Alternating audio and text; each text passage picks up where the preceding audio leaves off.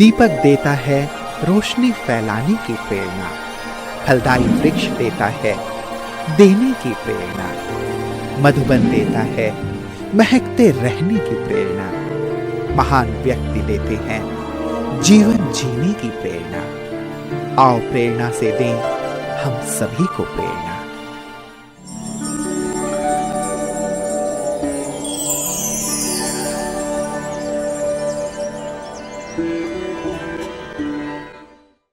जालंधर पंजाब राज्य का प्रसिद्ध एवं पर्यटक स्थल है।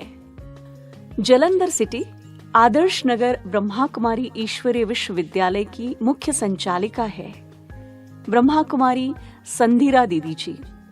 आपका जन्म 1980 में हिमाचल प्रदेश के शिमला में हुआ।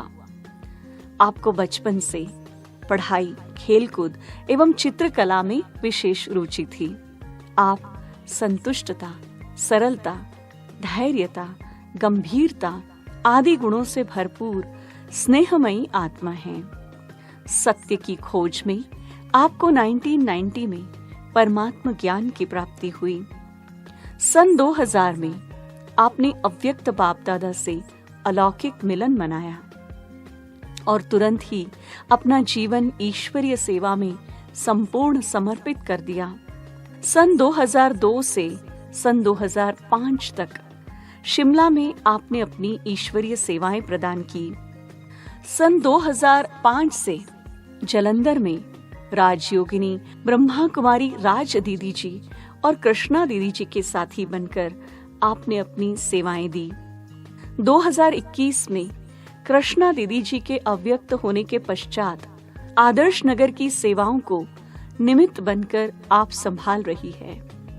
जन जन को ईश्वरीय संदेश देते हुए आपने अनेक कार्यक्रम आयोजित किए। वर्तमान समय दीदी जी के नेतृत्व में 300 से अधिक विद्यार्थी ईश्वरीय ज्ञान से भरपूर होते हुए तनाव मुक्त जीवन जी रहे हैं।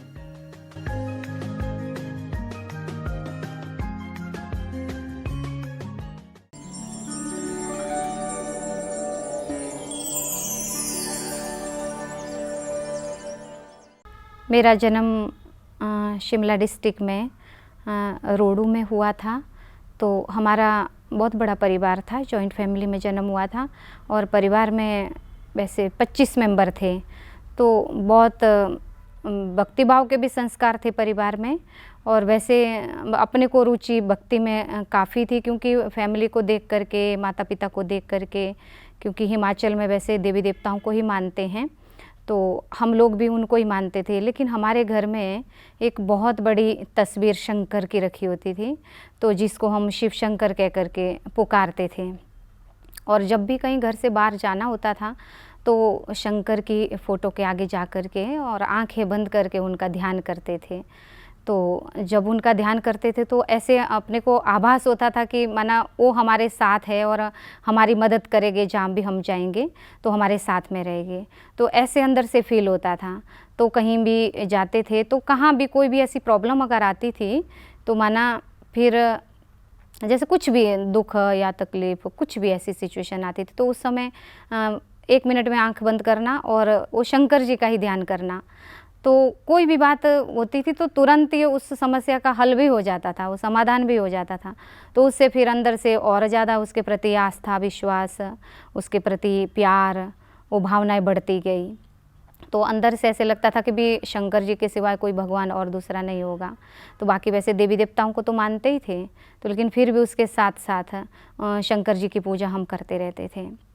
ऐसे करते करते क्या हुआ कि पहले शादी के बारे में जैसे होता है कि कन्या होती है तो कन्या का यही सोचते हैं कि भी हाँ अब शादी तो करेगी ही, दूसरे घर में तो जाना ही पड़ता है लड़की को। लेकिन हमको बचपन से ही अंदर से ये नहीं था कि भी मैं अपना घर छोड़ूंगी या पेरेंट्स को छोड़ के कहीं जाऊंगी, तो ऐसा बिल्कुल भी नहीं था। शादी का बंधन मुझे बिल्कुल भी पसंद नहीं था। तो धीरे धीरे जैसे एज बढ़ती गई, स्कूल कॉलेज लाइफ आई, तो क्या हुआ कि एक बार ये 99 की बात है। 99 में मेरे को शिमला में आना था।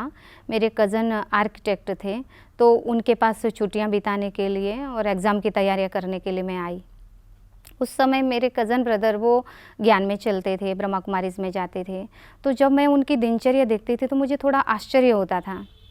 वो क्या करते थे, सुबह 3:30 बजे उठना और ध्यान में बैठ जाना, और 6 बजे से पहले उन्होंने स्नान करना, क्योंकि वहाँ इतनी कड़ाके की ठंड होती है शिमला जैसे हिल स्टेशन में। तो फिर भी वो सुबह जल्दी से स्नान करना और इतनी ठंडी में फिर सुबह जल्दी सेंटर जाना। फिर मुझे अंदर से लगता था कि भी ये ऐसा कौन सा इनका सत्संग है जो इतने जल्दी उठ कर के ये जाते हैं, और वो भी रेगुलर ही जाते हैं, और ऐसी ठंड में भी सुबह ज़रूरी नहाना होता है, कि ये कैसा सत्संग है। तो फिर मुझे ऐसे लगता था कि मुझे तो ऐसे सत्संग में नहीं जाना है। तो फिर भी एक दिन क्या हुआ कि वहाँ पे सेंटर पे कोई प्रोग्राम था, तो भाई साहब ने बताया कि भी आपको सेंटर चलना है। तो फिर हमने कहा हाँ चलेंगे। तो बोला आज वहाँ कोई प्रोग्राम है और माउंट आबू से वो लाइव प्रोग्राम चलेगा, तो आप देखने के लिए चलो। फिर हम चले गए सेंटर पे। लेकिन उससे भी पहले मैंने घर में, जब मैं शंकर की पूजा कर रही थी, उस समय मेरी कज़न सिस्टर ने बताया था कि ये शंकर जी ना भगवान नहीं है, तो ये तो विनाशकारी देवता है। तो बड़ा अंदर से झटका लगा मुझे, क्योंकि जिसके प्रति इतनी भावना हो और इतना प्यार हो, इतना विश्वास हो, तो उसके लिए कोई कहे एकदम कि भी ये भगवान नहीं है, तो बड़ा अंदर से तकलीफ़ हुई। तो फिर अंदर से वो शंकर जी के बारे में जानने की वो रुचि और ज़्यादा पैदा हो गई कि आखिर ऐसे कैसी बात है कि भी शंकर जी विनाशकारी कैसे हो सकते हैं। फिर वो बात मुझे उस समय स्मृति में आ गई, जब भाई साहब ने बोला कि भी सेंटर चलो। हमने सोचा कि चलो देखते हैं कि वहाँ क्या बताते हैं। ये रोज़ सुबह मेडिटेशन, क्या ध्यान करते हो, मेडिटेशन करते बोलते हैं, और रेगुलर क्लास करते, तो कैसा सत्संग है, चलो पता करेंगे, हम भी देखेंगे। फिर हम सेंटर पे गए, तो जब वहाँ पे बहनों को देखा, उनका पहनावा देखा, उनका व्यवहार देखा, इतना ही सादगी, इतनी सरलता उनके जीवन में, तो वो देख कर के बड़ा ही अंदर से इतना अच्छा फील हुआ कि लगा कि जीवन हो तो ऐसा हो। तो उससे भी पहले हमने वो अपनी कज़न सिस्टर से ये भी बात सुनी थी कि आपको पता है कि भगवान ने ऐसा भी स्थान बनाया है जहाँ बहनें ही रहती है, और वो बहनें भगवान का परिचय देती है और भगवान की पहचान देती है, वो भगवान से मिलाती है। तो वो भी अंदर से रुचि थी कि वो बहनें कौन हैं, लेकिन उन्होंने क्लियर नहीं मुझे बताया, थोड़ा सा शॉर्ट में बता करके फिर वो, क्योंकि मैं गाँव में रहती थी और मेरे जो कज़न सिस्टर थे वो शिमला में रहते थे, तो इसलिए मुझे क्लियर नहीं था। फिर उस समय थोड़ा उनको देख कर के मुझे लगा कि शायद इनके बारे में उन्होंने बात की होगी। तो जब हमने उनको देखा, वो देख कर के अंदर से आया कि बस काश अपनी भी ऐसी जीवन बन जाए, इतना सा अंदर से संकल्प किया। तो प्रोग्राम पूरा हो चुका था, तो फिर बहनें मिली हमसे पर्सनली, तो फिर उन्होंने 7 डेज़ कोर्स की बात की। जैसे 7 डेज़ कोर्स की बात की, तो फिर हम तैयार हो गए। हमने कहा ज़रूर करेंगे हम। अगले दिन से हम 7 डेज़ कोर्स करने के लिए आ गए सेंटर पे। तो मैं करती थी और मेरे साथ मेरी भाभी जी थे और भाई साहब के दोस्त थे एक, तो वो भी साथ में कोर्स करते थे। तो हम तीनों साथ में इकट्ठे कोर्स करते थे। तो क्या होता था कि जो भाई साहब के फ्रेंड थे, तो उनके मन में बहुत सारे प्रश्न उठते थे, क्योंकि उन्होंने बहुत सारे ऐसे धार्मिक बुक्स वगैरह बहुत पढ़ी थी, गीता पढ़ी थी, तो बहुत प्रश्न करते थे जो बहन कोर्स करा रही थी उनसे। तो मेरे को पूछने की ज़रूरत ही नहीं पड़ती थी, क्योंकि वो बार बार सवाल करते थे और उनको जवाब मिलता था, तो अपने जवाब तो उसमें आ ही जाते थे। तो क्या हुआ कि धीरे धीरे कोर्स आगे बढ़ता गया, तो शिव शंकर वाला जब चैप्टर आया, वो सुन कर के कि लगा कि अब तो मन की आँख खुल चुकी है। तो वो सुन कर के इतना ज़्यादा खुशी हुई, इतना नशा चढ़ा, क्योंकि क्लियर हो गया कि भगवान कौन है, कि वास्तव में करण करावनहार तो एक ही है, कि हम किस पे विश्वास करके बैठे थे और भगवान वास्तव में कौन है, फिर क्लियर हो चुका था। और जब स्टार्टिंग हुई थी कोर्स की, तो उस समय बहन ने मतलब सबसे पहले ब्रह्मा बाबा की हिस्ट्री उन्होंने बताई, यज्ञ की हिस्ट्री बताई। तो वो यज्ञ की हिस्ट्री सुन कर के थोड़ा अंदर से लग रहा था कि भी ये रियलिटी है, ये वास्तविकता है, ये सच्चाई है। तो फिर हमने वो सारी हिस्ट्री आकर के अपने कज़न ब्रदर को सुनाई, तो उनको भी बड़ा अच्छा लगा कि भी ये बहुत अच्छे से रुचि से सुन रही है, समझ रही है। तो ऐसे करते करते 7 डेज़ कोर्स पूरा हो गया। अच्छा, कोर्स जैसे पूरा हुआ तो फिर बहन में मेडिटेशन की भी विधि बता दी। तो मेडिटेशन कैसे करना है। तो हम मेडिटेशन करने के लिए बाबा के रूम में, बाबा का रूम अलग से था सेपरेट, और बाबा के रूम में बैठते थे। तो जब मैं बाबा के रूम में बैठी, लेकिन जो बहन जी ने हमको कोर्स कराया उन्होंने ये नहीं बताया है कि भी ऐसे कुछ साक्षात्कार भी होता है या बाबा भी कुछ ऐसा अनुभव करवाते हैं, ऐसा कुछ भी उन्होंने बताया नहीं। कि बोला कि आपको ज्योति बिंदु को देखना है और महसूस करना है कि मैं भ्रिकुटी के बीच में एक चमकती हुई ज्योति हूँ, माना परमात्मा भी सेम ऐसे ही ज्योति बिंदु है। तो उन्होंने ये बात बता दी। तो हम जैसे ही बाबा रूम में बैठे और बाबा की फ़ोटो को देख रहे थे, तो बाबा की फ़ोटो को देखते देखते भी ऐसे लगता था कि बाबा, ब्रह्मा बाबा की आंखें ऐसे नहीं लगता था कि भी स्टिल है, लगता था कि बाबा भी पलकें बंद कर रहे हैं, फिर पलकें उठा करके देख रहे हैं, तो जैसे नज़रें घुमा रहे हैं और जैसे कि बड़े रुचि से मुझे देख रहे हैं, ऐसे लगता था।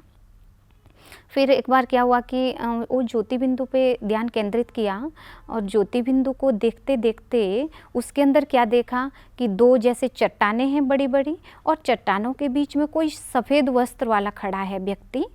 तो जब मैं वो देख रही हूँ, वो कुछ दिन तक वो सीन वैसे ही चलता रहा और मुझे वो देखते देखते बड़ा ही अंदर से खुशी, बहुत नशा, बड़ा हल्कापन महसूस होता था, लेकिन अंदर से बहुत एक अट्रैक्शन अलग प्रकार की होती थी। और उससे क्या होता था कि आँखों से मेरी अश्रुधारा वो रुकती नहीं थी, इतना ज़्यादा अंदर से प्यार अलग प्रकार का कुछ उठ रहा होता था मन में। ऐसे कुछ दिन तक वो सीन चलता रहा और थोड़े दिन के बाद वो सीन बंद हो गया।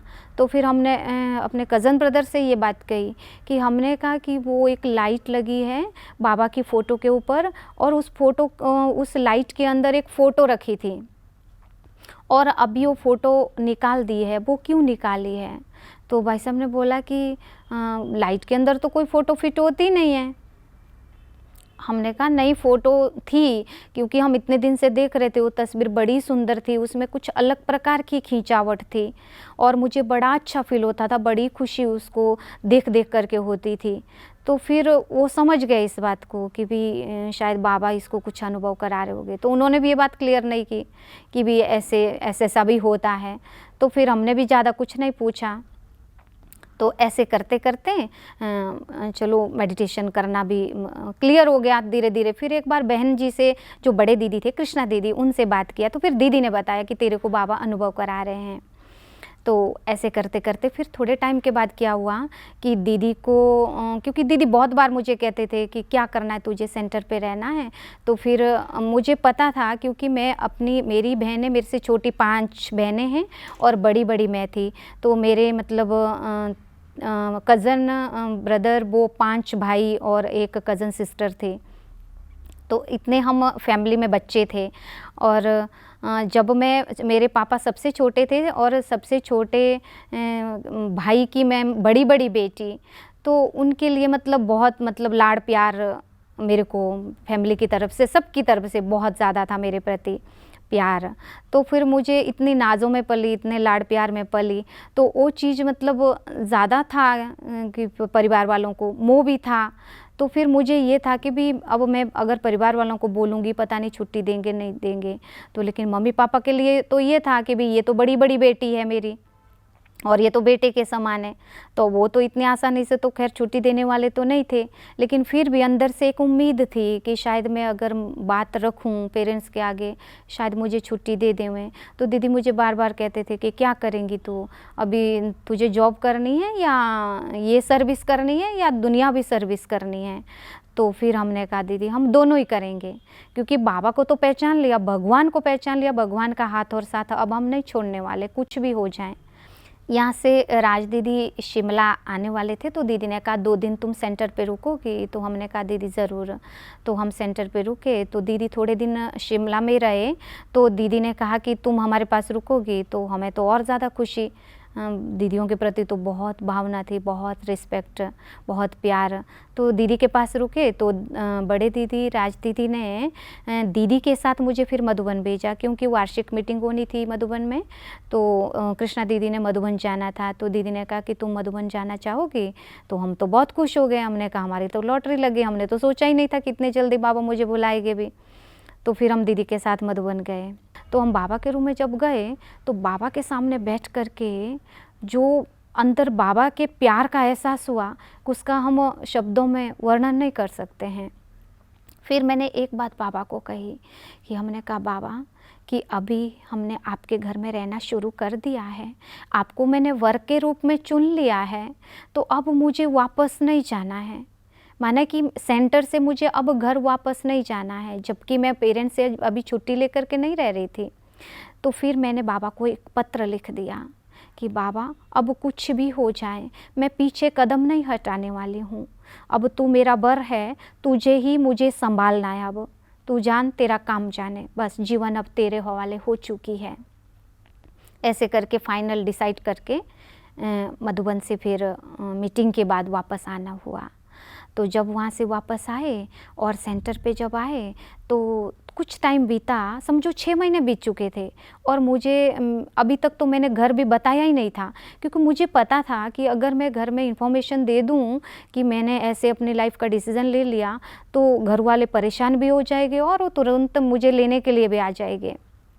फिर क्या हुआ कि 6 महीने ऐसे बीत गए तो एक दिन थोड़ा सा अंदर से ख्याल आया कि ऐसे तो काम चलेगा नहीं। फिर यज्ञ के जो रूल है वो भी समझ में आने लगे कि भी सेंटर पे ऐसे ही तो रह नहीं सकते हैं, पेरेंट्स की लेटर भी चाहिए।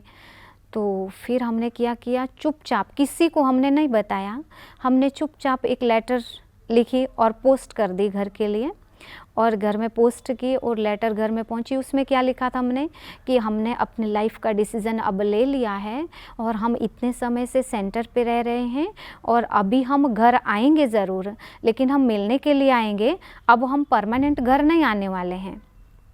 अच्छा, जैसे वो लेटर घर में पहुंची और जैसे ही हमारे पिताजी ने देखी और पढ़ी, सब ने देखा कि इसने ये क्या कर दिया, कि हम तो सोच रहे थे, क्योंकि मैं ITI की ट्रेनिंग के लिए शिमला में रह रही थी और ट्रेनिंग कंप्लीट हो चुकी थी, 2 साल का 2 ईयर कोर्स किया था, तो वो टाइम पूरा हो चुका था। मैं चुपचाप ही सेंटर पे रहना शुरू कर दिया था। तो फिर अभी उन लोगों को तो नहीं पता था कि भी ये क्या कर रही है, क्योंकि मैं साथ साथ प्राइवेट पढ़ाई भी कर रही थी ग्रेजुएशन का। तो फिर जब वो लेटर उन्होंने देखी तो उनको बड़ा लगा कि भी ये तो बिना पूछे आज तक कोई काम इसने किया नहीं और अभी क्या कैसे हो गया। तो इधर उधर किसी से बातें उन्होंने सुन ली कि ऐसे ऐसे ब्रह्मा कुमारियाँ ऐसे करती है, ब्रह्मा कुमारी अपने वश में कर देती हैं। तो उन्हों को लगा कि भी ये तो अपनी मर्जी से कुछ करने वाली नहीं है, इसका मतलब उसके साथ ऐसे ज़बरदस्ती का सौदा कुछ हुआ होगा। तो फिर वो मुझे लेने के लिए आ गए। अच्छा, जब वो सेंटर पे आए और सेंटर पे कुछ जन्माष्टमी का प्रोग्राम चल रहा था, तो फिर हमने पिताजी को बोला कि अब ये प्रोग्राम चल रहा है, मैं ऐसे टाइम पे ये प्रोग्राम छोड़ करके नहीं आ सकती, आप चले जाओ वापस और मैं अपने आप ही आने वाली हूँ। अच्छा, वो प्रोग्राम बीत गया और उसके बाद साल बीत गया और उसके बाद ORC से आशा दीदी आए थे भट्ठी कराने के लिए। तो शिमला में भट्ठी का प्रोग्राम चल रहा था और पूरे हिमाचल के भाई बहन आए हुए थे वहाँ पे और सारी टीचर बहनें भी वहाँ पे पहुँची हुई थी। तो फिर ऐसे अपने घर से फिर पिताजी फिर से लेने के लिए आ गए। अच्छा, टाइम हो गया, साल हो गया, 1.25 साल बीत गया, 1.5 साल बीत गया। तो जब वो सेंटर पे आए उन्होंने देखा कि इतनी सारी बहनें हैं, आखिर इनके भी तो माँ बाप हैं, तो इन्हों को भी तो छुट्टी मिली है। उनको देख करके थोड़ा उनको ठीक लगा। तो फिर वो वैसे वापस चले गए। हमने कहा कि हम अभी नहीं आएंगे, हम बाद में, ये प्रोग्राम पूरा होगा उसके बाद हम अपने आप ही आ गए। अच्छा, फिर तीसरा चांस ऐसा हो गया, क्योंकि 2 बार वो आए लेने के लिए, मैं गई नहीं, और तीसरी बार वो जब आए लेने के लिए तो उस समय भी फिर मैंने मना कर दिया कि मैंने कहा आप बार बार आने का कष्ट ना करें, कि मुझे मालूम है मुझे घर आना है, आप सबसे मिलना है और सबसे मिल कर के प्यार से छुट्टी लेकर के मैं आऊँगी, लेकिन आप ऐसे बार बार मत आइए मुझे लेने के लिए, तो अभी आप जाइए वापस। तो पापा जी ने हमारे क्या किया, वहाँ सेंटर से निकले और वो सीधा पुलिस चौकी में चले गए। अच्छा, जैसे पुलिस चौकी में गए और पुलिस में रिपोर्ट लिखा कर कि ऐसे ऐसे हम अपनी बेटी को छुट्टी नहीं देना चाहते हैं, वो अपनी मर्ज़ी से सेंटर पे रह रही है और हम वापस घर ले जाना चाहते हैं। अच्छा, फिर सेंटर पे पुलिस आ गई और हम वैसे बाहर सफाई कर रहे थे, झाड़ू लगा रहे थे, तो एक लेडीज़ थी और 2 जेंट्स थे। तो जब वो पुलिस बाहर आई और वो मुझसे पूछ रहे हैं कि संदीरा नाम की कोई लड़कियां रहती है? हमने कहा हम ही है। तो बोला अच्छा, आप घर नहीं जाते हो? हमने कहा नहीं, हम जाते हैं लेकिन अभी मैं गई नहीं हूँ, मुझे जाना है। तो मुझे समझ में आ चुका था कि ये शायद मेरे कारण ही आए हैं, शायद हमारे पिताजी का ही ये काम होगा। तो फिर क्या हो गया कि अपने सेंटर पे प्रोग्राम होते रहते थे, तो ऐसे पुलिस कोई भी ऐसे आते रहते हैं फंक्शन में, अब उन लोगों को पता था कि भी यहाँ पे क्या कार्य चलता है और क्या ये पढ़ाई है, क्या ये एजुकेशन है और कौन सा ये स्थान है। तो फिर वो अंदर आकर के दीदी ने कहा कि इनको अंदर बिठाओ। मैंने दीदी को बोला ऐसे ऐसे पुलिस आई है और पापा जी को अभी मैंने मना किया कि आप चले जाओ, तो अभी वो पुलिस को इन्होंने भेज दिया हुआ है। तो फिर अंदर से डर तो बहुत लग रहा था कि अभी क्या होने वाला है, अब पता नहीं क्या होगा। तो फिर क्या हो गया कि अभी पुलिस वालों को बिठाया, उनको चाय पानी पिलाया, उनको सौगात दिया, दीदी ने बड़े प्यार से बात किया। तो फिर दीदी थोड़ा सख्त हो गए कि दीदी मुझे कहते कि अच्छा अब तुझे खुद खड़े होना पड़ेगा। तो मेरे को डर लगे कि अभी मैं कैसे करूं, मैं कैसे खड़ी हो जाऊं, मैं पापा को जवाब अपने कैसे दूं। अच्छा, दीदी ने बोला कि दादियों के पेरेंट्स भी आते थे लेने के लिए, उनके रिश्तेदार भी लेने के लिए आते थे, लेकिन दादियों ने खुद सामना किया है। मम्मा पापा ने दादियों की जगह में कुछ नहीं बोला है, तो उन्होंने अपना डिसीज़न खुद लिया है, तो इसलिए तुमको भी खुद खड़े होना है। तो अच्छा, फिर दीदी ने मुझसे पूछा कि अच्छा तुमको क्या करना है, तुम ये बताओ पहले, तो तुमको नौकरी करनी है क्या।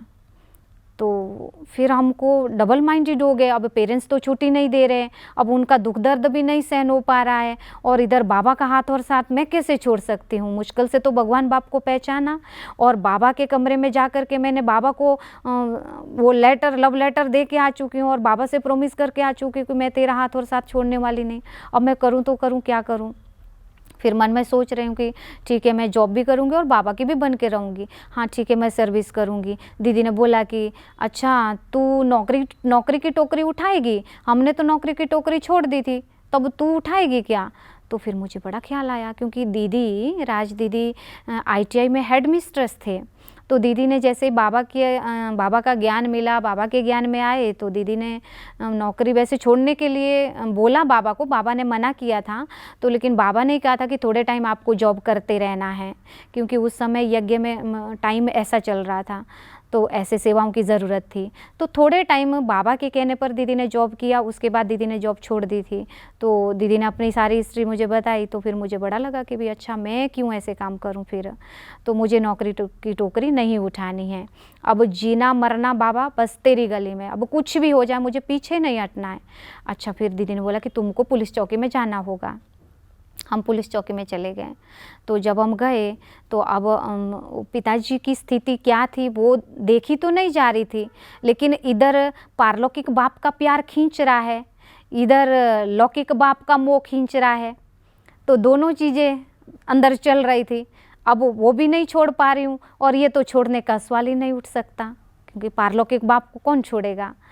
तो अब उनको तो समझ नहीं है। फिर अंदर में कि जैसे बाबा मुझे कह रहा है कि बच्चे ये इनका मोह सता रहा है, लेकिन तुमको विजयी बनना है। तो वो दादियों की जो कहानी हमने सुनी थी दीदियों के द्वारा, तो फिर वो चीज़ें अंदर आई कि मम्मा की बात हमने सुनी दीदी के द्वारा, कि दीदी ने कहा मम्मा तो कोर्ट में गई थी, तो मम्मा ने ऐसे ऐसे जवाब दिए थे। तो हमें बड़ा अंदर से फिर नशा चढ़ गया कि हमारी मम्मा तो कोर्ट में गई, तो पुलिस चौकी तक हमको आना पड़ा, तो कौन सी बड़ी बात है। लेकिन पहले अंदर से गिल्टी फील हो रही थी कि भी लोग क्या कहेंगे कि इसके पेरेंट्स ने इसके ऊपर पुलिस केस किया। तो ऐसे अंदर से लग रहा था, एक मतलब बेइज्जती जैसे महसूस हो रही थी। लेकिन जब मम्मा की बात याद आई तो उसके बाद मुझे बड़ा नशा चढ़ गया।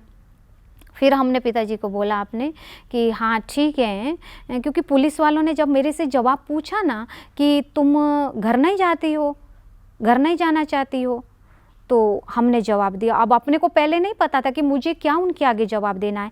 रास्ते में वो पुलिस वालों ने मुझे पहले ही समझा दिया था कि जो हमारा वहाँ हौलदार है वो मुसलमान है, और उसकी बड़ी बड़ी मूछें हैं, बड़ी बड़ी दाढ़ी और बड़ी बड़ी आँखें और बड़ी डरावनी सी शक्ल है, और तुम डरना मत। उन्होंने रास्ते में मुझे बता दिया था ऐसे। तो मैं बाबा को साथ लेके गई, तो मैंने उनको जवाब दिया। हमने कहा कि हमने कोई गलत काम नहीं किया है, कि उन्होंने कहा कि भी अगर तुम अपनी मनमानी करोगी ना, यहाँ डंडे भी पड़ते, ऐसे उन्होंने बोला। जब उन्होंने ये बात बोली तो हमने उनको जवाब दिया कि हमने कोई गलत ऐसा काम नहीं किया है, हमने भगवान को जीवन दिया है और हमने विश्व कल्याण अर्थ अपने जीवन को अर्पण किया है। अब कुछ भी हो जाए हम इस कार्य से पीछे नहीं हटने वाले हैं। हाँ ठीक है, हमें घर जाना चाहिए, हमको पता है, हमारे पेरेंट्स है, हमारी रिस्पॉन्सिबिलिटी क्या है हम जानते हैं और हम जाएंगे और अपनी फ़र्ज़ अदाई ज़रूर पूरी करेंगे और पेरेंट्स की भी आज्ञा का पालन करेंगे। लेकिन ऐसा कोई गलत काम नहीं किया है कि जो आप कहें कि भी हाँ डंडे भी पड़ते हैं, डंडे खाने वाला हमने कोई काम किया नहीं है। और वो चुप हो गए, एकदम कुछ नहीं बोला।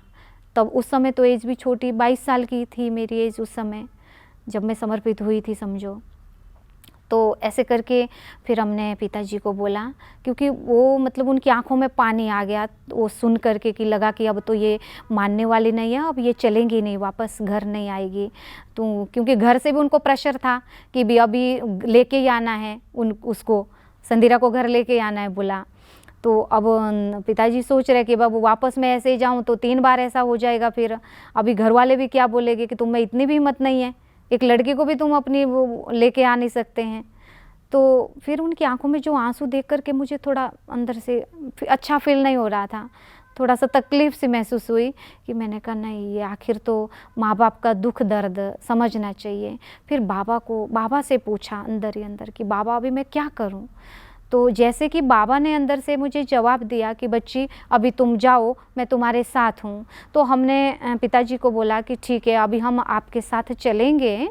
वहीं से पुलिस चौकी में ये बताया कि अभी हम आपके साथ चलेंगे, लेकिन हम घर में नहीं रहने वाले हैं, चाहे कुछ भी हो जाए। अच्छा ठीक है, हम वहीं से पुलिस चौकी में ही उन्होंने गाड़ी मंगवा दी और वहीं से ही हमें गाड़ी में बिठा करके घर के रास्ते पे लेके जाने लगे। तो हमने पिताजी को बोला कि अभी 2 मिनट सेंटर तो लेके जाओ कि भी हमारे कपड़े वगैरह कुछ लेना होगा, थोड़ा दीदियों से मैं मिल करके छुट्टी ले करके।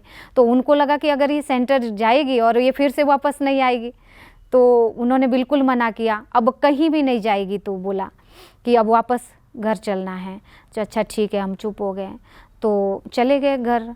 जैसे हम घर में पहुँचे तो घर में जा कर के हमने मम्मी से कहा कि देखिए ये तो बात ठीक नहीं है कि हमने गलत तो कुछ नहीं किया था, लेकिन भगवान के घर में अभी हमने रहना शुरू किया तो कोई तो वो गलत रास्ता नहीं है। लोग भगवान के घर में कुछ अच्छा काम करने के लिए जाते हैं और हमारे पिताजी क्या करने के लिए गए हैं। माना थोड़ा ऐसे अंदर से फील हो रहा था, मतलब गिल्टी जैसे फील हो रही थी। तो फिर वो उनको सबको दुख लग रहा था, तकलीफ़ हो रही थी कि भी ये ऐसे कैसे बातें कर रही है। तो फिर धीरे धीरे थोड़ा सा अपने मन को भी शांत किया और बाद में फिर पिताजी बोलते कि अब तुम घर से निकल के देखो, अब तुम घर से बाहर जाके देखो, अब तुम ब्रह्मा कुमारी बन के दिखाओ। तुमको शिमला जैसी जगह में आज़ादी में रखा था और तुमको वो सुख और चैन हजम नहीं हुआ। तो उनको बड़ा ऐसा लग रहा था कि भी इतना खुश था इनका जीवन और अच्छे से आज़ादी से रह रही थी, तो क्या ज़रूरत थी कि भी ऐसे बिना पूछे सेंटर पे रहना। तो ठीक है, हमने भी उस गलती को स्वीकार किया। ठीक है, हमारी गलती है, हमने आपको बताया नहीं। हमने आपको इसलिए नहीं बताया क्योंकि हमें पता था कि आप छुट्टी नहीं देने वाले, क्योंकि उससे पहले मैं मम्मी को बोलती रहती थी कि मुझे तो ब्रह्मा कुमारी जीवन ही जीना है, मुझे तो यही जीवन बनाना है। तो फिर मम्मी मुझे मजाक में बोलते थे कि अगर तू जाएगी तेरे को डंडे के जोर से भी वापस घर लेके आएगी। तो उस समय नहीं लगता था कि भी सचमुच में ऐसा भी हो जाएगा। तो पर रियली में वो तो पुलिस केस के द्वारा फिर घर जाना हुआ। तो क्या हुआ कि 3 दिन कंटिन्यू बाबा के प्रति अंदर से जो लगन की अग्नि पैदा हो गई, उसका हम शब्दों में वर्णन नहीं कर सकते हैं। वो इतना ज़्यादा कि जो प्यार के आंसू वो रुक नहीं रहे हैं। तो फिर क्या हो गया, 3 दिन घोर तपस्या। फिर हम क्या करते थे, मेडिटेशन करते थे और मेडिटेशन में अपना शिव शक्ति स्वरूप धारण कर सूक्ष्म में, और हम पिताजी के सामने जाते थे सूक्ष्म रूप में और उनको वो मतलब एक देवी के रूप में सकाश देनी है, उनमें वो बल भरना, उनमें वो शक्ति भरनी। हे प्रभु प्यारे पिता परमात्मा, आपकी तो ये संतान है, आपने इनकी बुद्धि को ठीक करना है। अगर मेरे जीवन का उद्धार हो जाएगा, अगर मैं सरेंडर हो जाऊंगी, मेरे पीछे इनका भी तो कल्याण है, इनका भी तो भाग्य बनेगा। तो अभी आपको ही इनकी बुद्धि ठीक करनी है। बस सिर्फ मैं बाबा से ऐसे वार्तालाप करती रही। तो क्या हुआ कि भी एक दिन माना 2 दिन बीत गए, तीसरा दिन हुआ और हमारे घर में एग्जीबिशन का पूरा सेट रूम में लगा हुआ था। तो पिताजी ने हमें पूछा, एक सीढ़ी का चित्र था, तो पिताजी ने पूछा कि ये इसमें क्या बताया है। तो हमने वो सीढ़ी का चित्र सारा उनको समझाया कि उसमें क्या क्या बताया। तो बाबा जाने, अभी उनको शायद वो बात अच्छी लगी, समझ में आई होगी, तो उन्होंने उस समय तो कुछ नहीं बोला, ठीक है। तो उन्होंने बोला कि भी ज्ञान में चलना कोई गलत बात नहीं है, आप ज्ञान में चलो, फॉलो करो, लेकिन परमानेंट ऐसे आश्रम में रहना ये बिल्कुल भी बात अच्छी नहीं है। क्योंकि आश्रम में रहना ये मतलब उनको ठीक नहीं लगता था कि आश्रम में तो ऐसे लोग रहते हैं जिनका कोई सहारा नहीं होता है, जो अनाथ होते हैं, बेसहारा होते हैं, वो आश्रमों में जा कर के रहते होंगे। तो उनको ये नहीं मालूम था कि पवित्र स्थान को भी आश्रम कहा जाता है। तो फिर इसलिए उनको ठीक नहीं लगता था कि भी लोग भी क्या कहेंगे, इनकी बेटियां ही बेटियां हैं, ये शायद शादी नहीं कराना चाहते होंगे, तो इसलिए ये मतलब आश्रम में भेज रहे हैं। तो उनके मन में इस तरीके के प्रश्न चल रहे होंगे। और दूसरे रिश्तेदार, मित्र संबंधी वो सब भी बोले कि भी पढ़ाया लिखाया क्या इसलिए कि आश्रमों में भेजने के लिए।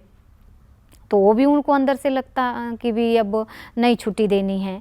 तो फिर पता नहीं बाबा जाने क्या किया बाबा ने कि 3 दिन बीत गए और चौथे दिन पिताजी ने खुद ही कहा, अच्छा तुम मानने वाली तो नहीं हो कि चलो मैं तुम्हें छोड़ आता हूँ। अच्छा, उन्होंने खुद ही हमें छुट्टी दे दी।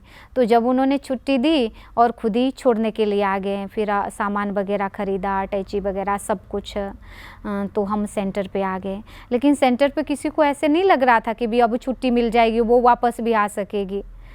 तो मैं जब सेंटर पे आ गई तो बस फिर तो क्लियर हो गया सारा रास्ता। उसके बाद फिर 18 जनवरी को बाबा से मिलने के लिए गए। तो बाबा का दिल से बहुत बहुत थैंक्स किया कि बाबा आपने मेरे दिल की आवाज़ को सुन लिया। क्योंकि मैं बाबा को यही बार बार कह रही थी जब मैं घर में थी कि भी अभी पिताजी तो मुझे कह रहे हैं कि भी अब तुम घर से निकल के दिखाओ। क्योंकि वो कह रहे थे कि भी तुम्हें क्या चाहिए, जो तुम्हें सुख चाहिए, जो सुविधाएं चाहिए, हम घर में तुम्हारे लिए प्रबंध करेंगे। ठीक है, दुनिया वाली जीवन नहीं जीनी है, नो प्रॉब्लम, तुम घर में रहो, सिर्फ तुम बगीचों में चक्कर भी लगाओगी ना, उतना ही हमारे लिए बहुत है।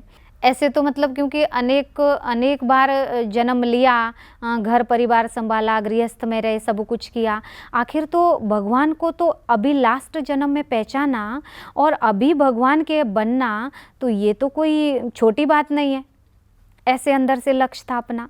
तो फिर जब उन्होंने छुट्टी दे दी फिर तो सारी बात क्लियर ही हो गई।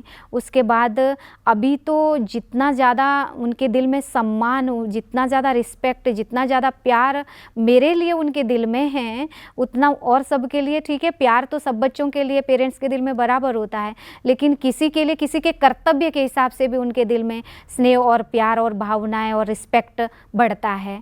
तो वो चीज़ अभी उनको क्लियर हो चुकी है। अभी बहुत अच्छे से सहयोगी है और वो मेडिटेशन करते भी है और अपना ये प्रोग्राम देखते भी है। और फिर उसके बाद पिताजी खुद ही माउंट आबू गए और माउंट आबू से आने के बाद फिर खुद ही 3:30 बजे उठ करके मेडिटेशन करने लगे। तो ऐसे करते करते धीरे धीरे फिर सारा मतलब फैमिली में सारा खान पान सब कुछ शुद्ध हो गया। यहाँ तक कि प्याज लहसुन वगैरह हमारे लौकिक परिवार में बिल्कुल भी चलता नहीं है। तो पहले तो अंडा, ये मीट वगैरह ये सब कुछ बहुत चलता था, क्योंकि पहाड़ों में तो बहुत ही होता है। लेकिन उसके बाद तो जब हम ज्ञान में चले, हमने अपनी लाइफ को सरेंडर किया, उसके बाद तो सारी टोटल फैमिली बहुत अच्छे से चलती है। तो क्या हुआ कि जब सेंटर पे रहने लगे तो अब नए जब स्कूल कॉलेज लाइफ से आए तो अपने को तो इतना ज़्यादा तो एक्सपीरियंस नहीं होता है अगर परिवार में कुछ भी कोई भी बात का। तो लेकिन हमारी दीदियों ने कैसे हमें सिखाया, छोटी से छोटी बात, बड़ी से बड़ी बात दीदियों ने सिखाई। कि शुक्ला दीदी थे तो शुक्ला दीदी ने हमें टोली बनाना, खाना बनाना, ये सारी चीज़ें सिखाई।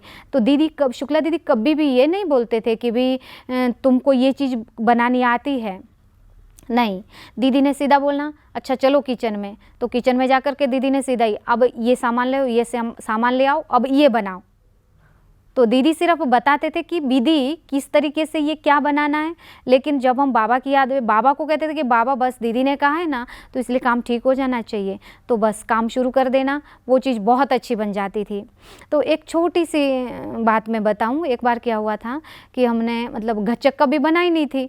तो हम दीदी ने बोला कि भी तुमको गच्चक बनानी है। अच्छा कैसे बनानी, दीदी ने बताया। तो हमने क्या किया, वो गुड़ ज़्यादा गर्म हो गया और काली हो गई और उसमें मूंगफली वगैरह डाल करके और ठीक है जमा दी, गचक बना दी, और वो थोड़ी सी हल्की सी कड़वी भी थी और काली भी थी। तो हमने क्या कर दिया, वो बना करके पीस काट कूट करके रख दिए डब्बे में और अलमारी में रख दिए। तो हमने दीदी के पास 2-4 पीस लेके गए, हमने बोला दीदी देखो ये तो ऐसी बन गई है। तो दीदी ने टेस्ट किया, अच्छा इतनी अच्छी बनी है ये तो, अभी तुम और बनाओ। तो हमने बोला दीदी हमने बना तो दी थी, हम आपके पास नहीं लेके आ रहे थे डर के मारे, हमने सोचा ये तो गलत बन गई, हमसे बनी नहीं। तो लेकिन दीदी छोटा से भी चाहे गलत भी है, लेकिन उसके लिए भी कभी दीदी ने ये नहीं कि भी डांटना या कुछ वो करना कि दूसरी बार हिम्मत ना हो कुछ भी करने के लिए। ऐसे दीदियों ने बहुत प्यार से चलाया। बाकी जैसे कृष्णा दीदी है, उनका खाना बनाने में भी बहुत इंटरेस्ट रहता था और दीदी ने हर प्रकार का खाना दीदी बनाना सिखाते थे कि कैसे खाना बनाना है, कैसे बाबा की याद में खाना बनाना है और कैसे परोसना है, कैसे मेहमानों का कैसे सम्मान करना है। तो जो बड़े दीदी थे, बड़े दीदी का यज्ञ के प्रति बहुत ज़्यादा कि भी इकोनॉमी से चलने का। तो क्योंकि हम देखते थे दीदी का कि अपने सेंटर पर दीदी एक्स्ट्रा फालतू खर्च बिल्कुल भी नहीं। हम राशन की लिस्ट जब बनाते थे ना, तो दीदी के सामने ले जाते थे कि अभी क्या क्या लिखा है। तो दीदी देखते थे, लिस्ट देखते थे कि भी इन्होंने कितनी, जैसे मान लो दाल है कितना किलो लिखी है, कोई भी चीज़, तो दीदी उसकी क्वांटिटी आधी कर देते थे। तो दीदी हमेशा बोलते थे कि जितना हो सके कम से कम अपने प्रति यूज़ करना है, जितना हो सके बाबा के यज्ञ की बचत करो। तो फिर दीदी पुरानी बातें सुनाते थे कि भी यज्ञ में कैसे कैसे सिस्टम था पहले, क्योंकि सेंटरों से कैसे बहनें मतलब बेहद यज्ञ के प्रति बचत करके बेचती थी और कैसे बाबा का आज बेहद का यज्ञ चल रहा है। तो इसलिए इकोनॉमी के प्रति तो बहुत ज़्यादा बड़े दीदी ने बहुत अलर्ट किया और बहुत एक्टिव किया। अभी तक भी जो दीदियों ने नियम बनाए थे और हमने अपनी जीवन में वो चीज़ें इतनी पक्की की है, आज तक भी कुछ भी हो जाए बाबा के यज्ञ के प्रति, बेहद यज्ञ के प्रति पहले ही हिसाब निकाल देना है। और यहाँ जो कारोबार चलती है वो तो ठीक है चलें कैसे भी करके। और हमने ये हमारा बहुत बार का एक्सपीरियंस है, अनुभव है कि बाबा के बेहद के यज्ञ के प्रति हमने थोड़ा सा निकाला तो बाबा ने बिल्कुल भी कमी नहीं आने दी और उससे डबल करके देता था। तो ये चीज़ का बहुत बार का अनुभव। राज दीदी जी का वैसे मतलब दीदी लव एंड ला के बैलेंस में रहते थे, लेकिन दीदियों के दिल में, राज दीदी के दिल में बाबा के प्रति इतना प्यार था, इतना प्यार था। खासकर साकार बाबा से दीदी बहुत नज़दीक रहे हैं। तो दीदी सुनाते थे कि बड़े दादी प्रकाश मणि जी ने एक बार दीदी से पूछा, राज दीदी से पूछा कि अच्छा राज बहन तुम किसकी राजधानी में जाना चाहती हो? तो बोला कि मैं कृष्ण की राजधानी, नहीं ऐसे नहीं बोला कि भी किसकी राजधानी में जाना चाहती हो, ऐसे बोला। तो उस समय कुछ नहीं बोला, दीदी ने जवाब उस समय नहीं दिया। तो कहा अच्छा तुम पहले ये बताओ कि तुम्हारा सबसे ज़्यादा प्यार किससे है, मम्मा से ज़्यादा प्यार है या बाबा से ज़्यादा प्यार है? तो दीदी ने बोला कि मेरा वैसे तो दोनों से ही ज़्यादा प्यार है, लेकिन मैं दिल की बात जो किसी से नहीं बता सकती वो मैं बाबा से खुल के बता सकती हूँ कि बाबा के इतने ज़्यादा क्लोज थे। तो फिर दादी ने कहा कि इसका मतलब तुम तो कृष्ण की राजधानी में आओगी। तो वैसे रियली में हमने देखा कि दीदी मतलब कृष्ण से भी बहुत प्यार था, बचपन से भी दीदी ने बताया कि भी कृष्ण की अभी तक भी, जब लाहौर से वो यहाँ ट्रांसफ़र हुए थे तो उस समय दीदी बोलते थे कि भी मैंने ना अपनी छोटी सी कृष्ण वो ठाकुर जी थे, उन्होंने वो अभी तक भी हमारे पास पड़े, हमने संभाल के रखे हैं। वो राधे और कृष्ण चांदी के हैं छोटे छोटे। तो दीदी कहते हैं मैं और कुछ नहीं लेके आई, लेकिन अपने वो ठाकुर जी को लेके आई हूँ मैं अपनी गोदी में। तो कृष्ण से इतना ज़्यादा प्यार था। तो नेचुरली ये ब्रह्मा बाबा से तो प्यार साकार में होना ही था। तो ब्रह्मा बाबा से प्यार माना, श्री कृष्ण से प्यार, तो श्री कृष्ण से प्यार माना, उसकी राजधानी में आना। तो हमें बड़ा गर्व होता है, हमें बड़ा नशा रहता है कि जो मतलब बाबा साकार बाबा से भी इतना प्यार किया। भले ही हमने साकार बाबा को नहीं देखा, लेकिन साकार बाबा की पालना में पले हुए जो आदि रत्न से, आदि रत्नों ने जो पालना हमें दी वो भी कोई कम नहीं है। दीदियों ने बाबा के साथ के सारे अनुभव हमसे शेयर किए ही है, तो इसलिए हमें कभी ऐसा फील नहीं हुआ कि भाई बाबा से हम मिले नहीं हैं। तो ऐसे लगता था कि भाई माना हमने बाबा से वो पालना ले ली, बाबा से वो प्यार लिया है, हम भी साकार से हमने वो मुलाकात की है। 2019 में राज दीदी ने शरीर छोड़ा, तो हमें थोड़ा ऐसे मतलब अंदर से तकलीफ़ तो हो ही रही थी कि भी अभी दीदी चले गए हैं। मतलब समझो कि जैसे साकार रत्नों का हाथ थोड़ा सा सिर से उठ गया, लेकिन फिर भी तो अंदर से एक उम्मीद बनी हुई थी, क्योंकि थे ही कृष्णा दीदी अपने साथ। लेकिन दीदी को हम फिर बोलते थे कि अभी दीदी ने तो चलो शरीर छोड़ दिया, शुक्ला दीदी ने 2009 में शरीर छोड़ा, लेकिन बड़े दीदी राज दीदी ने अभी शरीर छोड़ा, तो 10 साल दीदी ने हमें पाला और 10 साल दीदी ने हमें संभाला। तो लेकिन अभी आपको बिल्कुल भी सोचना नहीं है कि हाँ अब मुझे भी जाना चाहिए, और नहीं ऐसे संकल्प नहीं कर, बोलना तो दूर की बात, आपको ऐसे सोचना भी नहीं है दीदी, तो अभी आपको भी हमें पालना देनी है। अभी अब नहीं, हम आप लोगों के बिना नहीं रह सकते हैं, माना आदि रत्नों के बिना हम नहीं रह सकते। हमने ये चीज़ तो कभी सोची नहीं, सपने में भी नहीं सोचा था कि भी हमारा संगम ऐसा होगा कि भी हमारे आदि रत्न हमारे से ऐसे बिछुड़ जाएंगे और हम आदि रत्नों से एकदम ऐसे हो जाएंगे, अकेले रह जाएंगे। खैर अकेले तो नहीं है, ब्राह्मण परिवार सारा साथ है और बाबा तो साथ में ही है, चाहे भले साकार रूप से वो हमसे दूर हो गए, लेकिन अव्यक्त रूप से हमारे साथ है। आज भी वो एहसास हमें पूरा होता है, उनकी पालना का एहसास होता है। तो क्या हुआ कि 2021 में जब दीदी ने शरीर छोड़ा, तो उस समय राज दीदी ने 2019 में छोड़ा, तो कृष्णा दीदी ने 2021 में जब शरीर छोड़ा, तो ये एकदम हमारे लिए बहुत मतलब ऐसी घटना थी कि जो हम कभी सपने में भी स्वीकार नहीं कर सकते थे, लेकिन साकार में उस चीज़ को फेस करना पड़ा। तो उसमें भी बाबा ने हिम्मत दी, बाबा ने मदद की और बाबा ने साथ दिया, और साथी बनकर के, सहयोगी बनकर के बाबा ने कैसे चलाया, और हम सोच भी नहीं पा रहे थे इस चीज़ को। तो उसके बाद बाबा के घर का कार्य, क्योंकि जो ये सेंटर का भवन निर्माण का जो कार्य था, तो कृष्णा दीदी ने खुद ही फाउंडेशन स्टोन रखा था।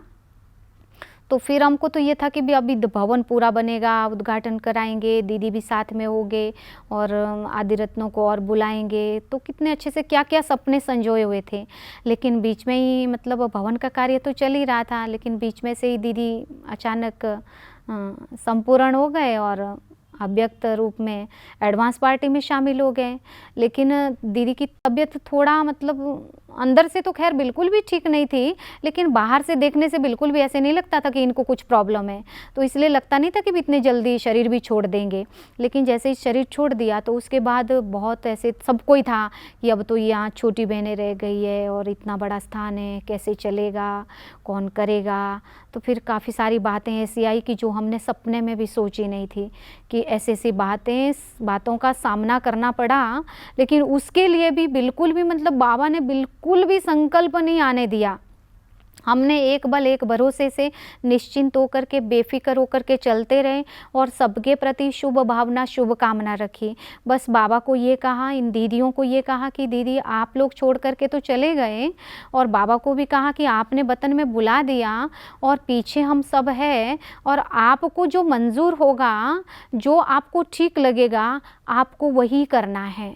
बाकी हमने कोई भी बात में अपनी कोई ऐसी विशेष रुचि नहीं दिखाई कि हमको ये चाहिए, हमको चाहिए, या कुछ भी बात के लिए हमने कोई भी मतलब ऐसा नहीं किया है कि भी कोई ज़बरदस्ती वाली बात, कोई रिक्वेस्ट या ऐसा।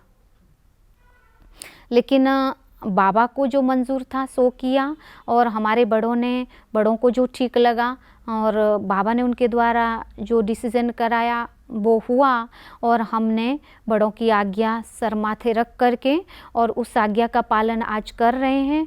और जब तक संगम चलेगा और आज्ञाकारी होकर के चलते रहेंगे, और बाबा की छत्र छाया तो है ही है, और बाबा जो आज कार्य करा रहा है, जो हम सोच भी नहीं पाते हैं। मेरे जीवन की धारणा यही है कि बस हमें जितना हो सके बाबा की जो शिक्षाएं हैं, बाबा की जो श्रीमत है, वो हम प्रैक्टिकल में अपने जीवन में धारण करें। भी मेरे चाल और चलन से बाबा प्रत्यक्ष हो जाएं, कि एक्चुअल में ये सिर्फ बाहर से कहने के लिए कि बाबा को प्रत्यक्ष करने की बात है, असल में तो हमें अपने जीवन को श्रेष्ठ बनाना होता है। तो बाबा तो श्रीमत किस लिए, हमारे जीवन को श्रेष्ठ बनाने के लिए दे रहे हैं। तो अगर हमारा जीवन श्रेष्ठ है, हमारा चाल चलन श्रेष्ठ है, हमारा व्यवहार श्रेष्ठ है, तो नेचुरल है कि बनाने वाले को तो उस तरफ तो ध्यान जाएगा ही दूसरे व्यक्ति का, कि आखिर इनका जीवन किसने बनाया ऐसा। कि जीवन का ये लक्ष्य है कि जितना हो सके सबको सम्मान से, स्नेह से, प्यार से हम चलाएं, और जो बाबा की श्रीमत है और उसको प्रैक्टिकल जीवन में उतारें और जीवन को श्रेष्ठ बना के आगे बढ़ते रहें। और मैं जैसा कर्म मैं करूँगी मुझे देख और करेंगे, ये कोशिश रहती है कि मैं अपने ऊपर फुल अटेंशन रखूं, और रखती भी हूँ। तो लेकिन कहाँ कहाँ छोटे मोटे काम ऐसे भी हो जाते, थोड़ा सा ऑफिशियल हो जाते, तो भी अपने को थोड़ा गिल्टी फील हो जाती है कि नहीं ऐसा नहीं होना चाहिए। तो लेकिन फिर भी बाबा की टचिंग आती है, बाबा की वो पॉइंट याद आ जाती है कि नहीं भी जितना हो सके सम्मान से, स्नेह से और प्यार से ही सबको चलाना है। जैसे आज हम बाहर का वातावरण देख रहे हैं, बाहर की परिस्थितियां देख रहे हैं, दिन प्रतिदिन बदलती जा रही है, और जो व्यक्ति ने सोचा भी नहीं होता वो सामने आ जाता है। तो उसके हिसाब से मेरा एक यही लक्ष्य है, जितना हो सके मैं अपनी अव्यक्त स्थिति बनाने की कोशिश करूँ, और कोशिश करती भी हूँ। जितना हो सके भी जो बाबा ने कहा सो मुझे प्रैक्टिकल करना है। निरंतर बाबा की याद, जो भी कार्य करें बस बाबा साथ में रहें, और बीच बीच में अव्यक्त स्थिति का अभ्यास, बीच बीच में अशरीरी बनने का अभ्यास वो हम करते रहते हैं। जितना हो कम बोलें, धीरे बोलें, मीठा बोलें, ये कोशिश रहती है। लेकिन फिर भी सेवाओं का ऐसा दौर चलता है, कई बार ऐसे प्रोग्राम होते हैं जिसमें थोड़ा वाचा में आना ही पड़ता है। लेकिन फिर भी होता है कि भी कुछ भी ऐसे शब्द अपने मुंह से ना निकलें जो किसी के दिल को ठेस पहुँचे, और कोई भी आत्मा मेरे जीवन को देख करके अपने जीवन को श्रेष्ठ बनाए, ऐसा मेरा जीवन का लक्ष्य है।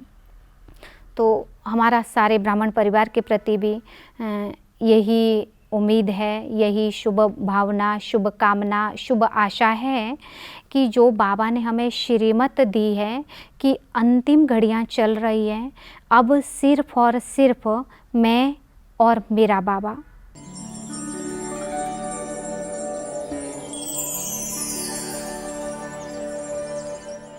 दीदी में हमने विशेष ये देखा है कि दीदी बड़ों का बहुत रिगार्ड करते हैं। उनकी तरफ देख के हमें भी ये प्रेरणा मिलती है, ये शिक्षा मिलती है कि हमें भी अपने से बड़ों के लिए बहुत ही रिगार्ड और रिस्पेक्ट रखना चाहिए, और हमेशा आज्ञाकारी होकर के चलना चाहिए। कि दीदी हमेशा ही अपने से छोटों को बहुत ही प्यार से आगे चलाते हैं। जब भी हम कोई भी गलती करते हैं तो दीदी बहुत ही प्यार से हमें समझाते हैं, सिखाते हैं, और कई बार दीदी खुद करके भी दिखाते हैं कि देखो इस तरह से इस काम को करना चाहिए। संदीरा दीदी के बारे में क्या कहें, वो तो एक स्नेह, त्याग और सेवा की प्रतिमूर्ति हैं। जब मैं उनसे मिला था तो मैंने देखा कि बहुत छोटी आयु के हैं, लेकिन उनके कार्य करने में जो निर्णय लेने की शक्ति और जो दृढ़ता है वो अविश्वसनीय है। उनसे मैंने ये सीखा है कि किसी भी कार्य को जो निर्णय लेना है वो लेके उसको दृढ़ता से लागू करना है। दीदी का त्याग और समर्पण जो देखा वो सच में एक बहुत इंस्पिरेशन की बात थी हमारे लिए। जिस तरह से दीदी सब कुछ संभाल रहे हैं, सब कुछ संभालते हुए उनकी स्थिति इतनी ज़्यादा लाइट है, और शायद उनकी लाइट स्थिति के कारण ही सब कुछ इतना सुचारू रूप से चल रहा है। हमें दीदी से बहुत कुछ वैसे तो सीखने को मिला है, खासकर दीदी का जो अथकपन है और जो स्थिति लाइट है। मैं हमेशा ही उस चीज़ को फील करती हूँ कि ये गुण किस तरह से अपने में इनकलकेट करने हैं। संदीरा दीदी को हमने देखा है कि वो बहुत काम, कूल और हर्षदमुख रहते हैं। इनसे मैक्सिमम हमने सीखा है कि ज़िंदगी को कैसे हमने चलाना है। दीदी से यही सीखा है कि दीदी ने जैसे अपने त्याग, तपस्या से, अपने योग से, बल से, अपने अटल निश्चय से जैसे काम करते हैं, इनसे ये बहुत बड़ी हमें शिक्षा मिलती है कि किसी भी परिस्थिति में आकर बेचैन नहीं होना। संदीरा बहन जी तो एक माँ की तरह हम सबको पालना देते हैं, और कभी हमने उनमें कोई ईगो नहीं देखा, अहंकार नहीं देखा। हमेशा निर्माणता से वो रहते हैं। कोई भी अगर हम बात बोलते हैं तो सहज ही उस बात को स्वीकार कर लेते हैं। संदीरा दीदी से सीखा कि यज्ञ के प्रति हमें भी कैसे ईमानदार रहना है, वफादार रहना और कम खर्चा हमें करना है। तो दीदी ने बड़े प्यार से जो 7 दिन का लेसन दिया तो मानो दीदी ने अपना बना लिया। दीदियाँ को कैसे, वो बीमार थी, कैसे दीदी ने संभाला उनको, बहुत प्यार, बहुत स्नेह के साथ। और दीदियों के अव्यक्त होने के बाद दीदी ने जैसे इतने यंग एज में इस सेंटर का कार्यभार संभाला, वो तो बिल्कुल विश्वास से परे लगता है। इतनी कम एज और इतना बड़ा संभालना, ये सिर्फ बाबा की कमाल है जो दीदी इतना प्यार से चला रहे। जो दीदियों ने उनको यज्ञ के प्रति नियम मर्यादाएं सिखाई हैं, वो हम सबको बहुत प्यार से, बहुत अच्छे तरीके से वो दीदी हमें समझाती हैं और हमें उनसे बहुत कुछ सीखने को मिलता है। कैसे यज्ञ की चीज़ों को इकोनॉमी और इकोनॉमी करना है, और ये सब चीज़ें हमने दीदियों से सीखी हैं। दीदी जो हैं यहाँ की, उनसे मैंने बहुत कुछ सीखा, सहनशीलता सीखी और अपने आप पे जो कंट्रोल करना सीखा उनसे। और भी बहुत सी विशेषताएं जो दीदी में थी, उनसे मैंने बहुत प्रेरणा ली है। जब मैं दीदी से मिलता हूँ तो मुझे ऐसा अनुभव होता है कि दीदी बहुत सरल और सहज स्वभाव में, और दीदी के जो है मुख से दिव्यता मुझे नज़र आती है। दीदी से हमें ये सीखने को मिला कि मर्यादाएं, मतलब सेंटर में एक कैसे रहना होता है, जो मर्यादाएं होती हैं, भाई बहनों का आपका खान पान और बीच में आपस में कैसे बैलेंस बना के रखना, ये सब हमने दीदी से सीखा है।